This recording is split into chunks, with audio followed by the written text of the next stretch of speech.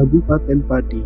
Dari namanya saja menunjukkan bahwa kabupaten ini merupakan daerah penghasil padi atau tepung. Dalam hal ini adalah tepung tapioka.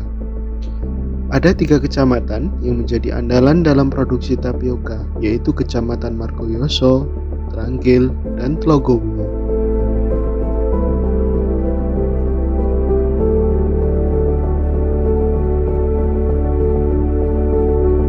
Kecamatan Margoyoso merupakan jumlah yang terbanyak. Ada sekitar 550 unit industri rumah tangga olah tepung tapioka berbahan baku ubi kayu, dan kini jumlahnya semakin terus bertambah.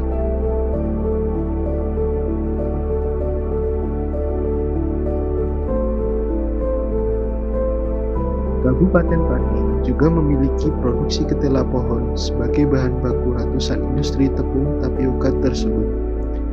Luas lahan yang biasa ditanami ketela pohon sekitar 18.259 hektar dengan tingkat produktivitas 217,70 kuintal per hektar dan total produksi basah dengan kulitnya hingga 397.498 ton.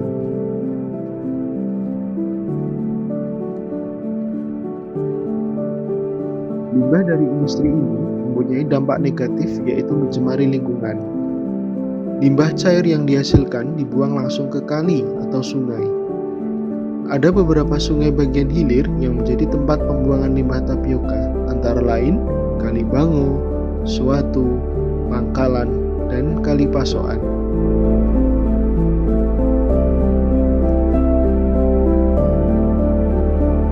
Limbah yang dihasilkan dari industri tapioka ini berupa limbah padat, cair, dan gas.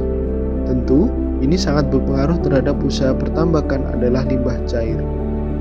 Limbah cair ini dihasilkan dari proses produksi tepung tapioka, mulai dari pencucian bahan baku sampai pada proses pemisahan padi dari airnya atau proses pengendapan, dan limbahnya sering disebut dengan lindur.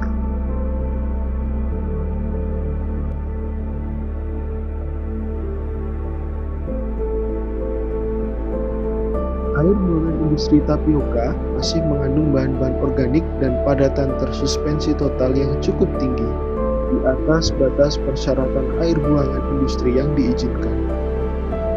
Jika tidak diolah terlebih dahulu, limbah ini akan menyebabkan gas yang berbau tidak sedap dan mencemari lingkungan perairan. Mari kita lihat dengan menggunakan Google Maps Street View. Yang pertama, Sungai Gesing dengan hilir Desa Pangkalan. Selanjutnya adalah Kali Ngemplak Kidul dengan hilir Desa Bulumanis Kidul, dan yang terakhir adalah Kali Kecing di Desa Cebolek. Lalu, mari kita lihat muara pantai di hilir sungai yang dilaluinya. Yang berwarna hitam ini adalah TSS atau Total Suspended Solid di hilir-hilir sungai yang berasal dari limbah lindur tersebut.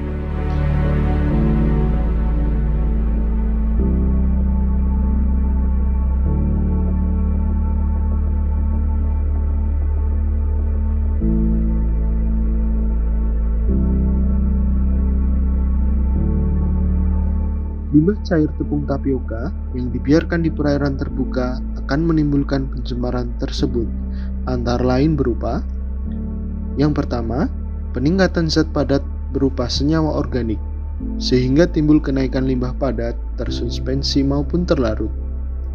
Yang kedua, peningkatan kebutuhan oksigen bagi mikroba pembusuk senyawa organik yang dinyatakan dengan POD. Yang ketiga, peningkatan kebutuhan oksigen untuk proses kimia dalam air yang dinyatakan dengan COD. Yang keempat, peningkatan senyawa-senyawa beracun dalam air dan pembawa bau busuk yang menyebar keluar dari ekosistem akuatik itu sendiri. Dan yang terakhir, peningkatan derajat keasaman yang dinyatakan dengan pH yang rendah dari air tercemar, sehingga dapat merusak keseimbangan ekosistem perairan terbuka. Jelas bahwa air limbah industri tapioka sangat jauh di atas baku mutu air limbah yang diperbolehkan. Sehingga apabila langsung dibuang ke perairan umum, maka akan menyebabkan pencemaran berat. Kematian ikan dan udang pada tambak yang tercemar limbah ini dimungkinkan karena senyawa toksik, kekurangan oksigen atau bakteri patogen. Dulu, petani tambak desa Pangalan sangat jaya dan pernah maju ke tingkat nasional sebagai penghasil udang windu. Namun kini, setiap menebar benih udang tidak sampai panen sudah mati.